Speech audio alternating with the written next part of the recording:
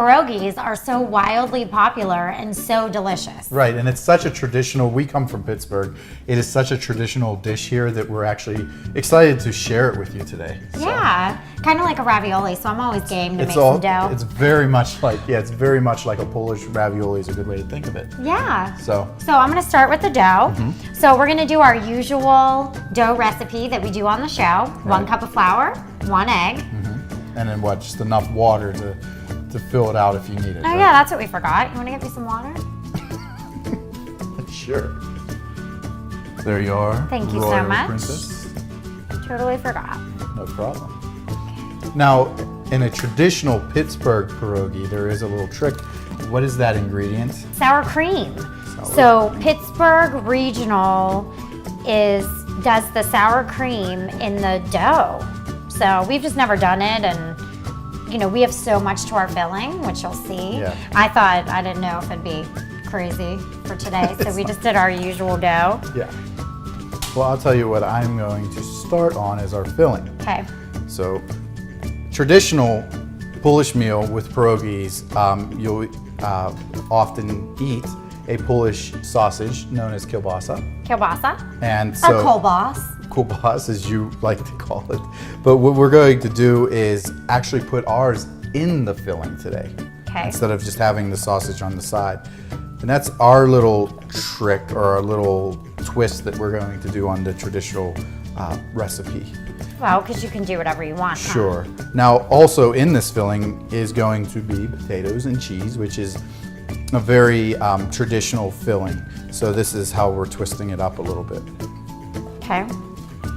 So what are you doing? Just chopping it up into little pieces? Right. Now, obviously, if you were just going to eat the kielbasa regular, you would leave it in its lengths, and that way you have your sausage. But it being in the filling, we want to make it bite-sized and almost crisp it like a bacon almost. Okay. So into the pan to crisp up. Okay. The fat comes out or not really? Sure, yeah, you Little render it. Yep. Just like any sausage that you're cooking or bacon. Okay. So once you mix the dough and it gets really even, you're gonna put it on the highest setting and just put it through like you would a normal pasta dough, and then we're gonna cut out circles. So you just wanna start with the biggest and then kind of work your way down, making sure to flour the machine and then also the dough if need be.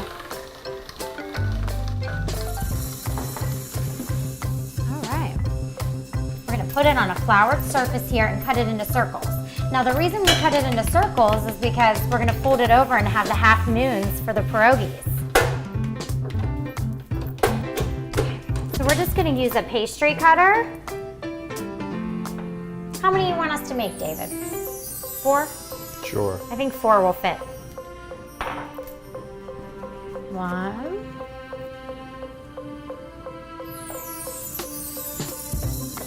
How many we can get out of this. You can also use, we used the rim of a glass the other day, so you can use anything that's a circle if you don't happen to have one of these handy dandy Sure. pastry cutters available.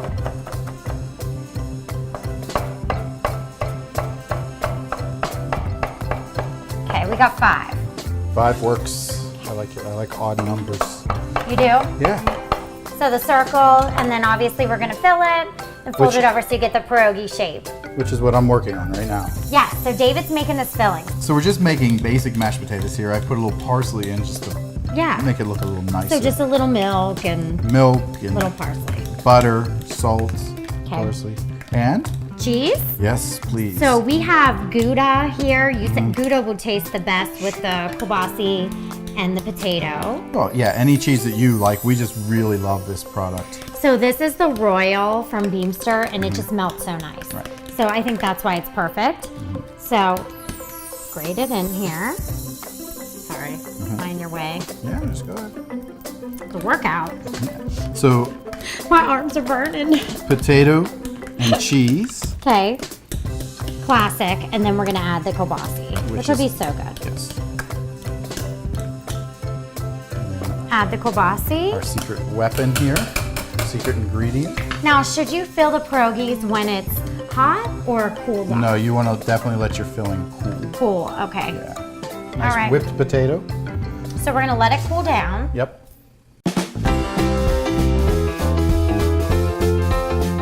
So let's fill the pierogies. So we have our delicious filling here. The potatoes with the kielbasa and cheese, little parsley. You're just gonna take about a teaspoon or so. Yep. Make sure I get all the goodies. And put it on the circle. You wanna make sure not to overfill because it'll all smush out. So you don't want that. We're then gonna fold it over and then close it with a fork. I would imagine they probably have some fancy pierogi squeezer upper, right? Squeezer upper. Yeah, right? Is that the technical term? Yes, I'm sure, because like, or a ravioli one, you know how they have those now? Sure. So you're just gonna close it with a fork. Okay, so you're gonna make the topping while I finish these up, right? Right. So a traditional pierogi is onion and butter, as we know, fried onions in butter. And we are actually attempting to do kind of a meal in a pierogi. So that's why we have the kielbasa on the inside. Yes. And there's a traditional side dish known as halushki. Yes. And it is noodles and cabbage and onions, and it's delicious. So what we're gonna do is kind of mix, because we don't need the noodles. We have the pierogi, which is a noodle, it's a dumpling. Yep. So we're gonna fry up our onions in butter, and we're gonna shred some cabbage. And so we're gonna do kind of a halushki topping to our pierogies. Sounds amazing. A buttery topping is Buttery. always good. That's right. And we're using Anything red with extra cabbage butter. today just because, why? It looks pretty on a plate, that's why. Does it taste any different? Not really. No? It might have a slightly sweeter flavor, but for my money, cabbage kind of tastes like cabbage. Okay. Now you're just gonna cook that until it kind of softens up a bit? Yeah. Or Yeah, exactly. Just Okay. so it fries up, right? okay. Now these pierogies seem small, but they're gonna expand when they boil in the water. Sure. Any dough that goes in the water. So think about that before you make monster daddy pierogies, because you're gonna have, they're not gonna fit on the plate. Okay, so we're gonna put the pierogies in here, boiling water, and we're gonna know they're done when they float. It really is not gonna take very long.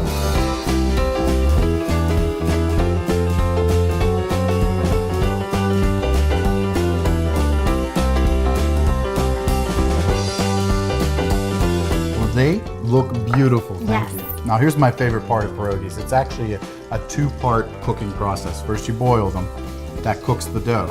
And then you take the pierogies and you fry them in butter.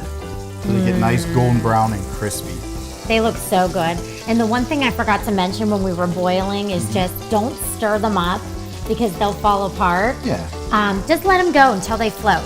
You don't have to mix it around to Nope. get the heat going or anything.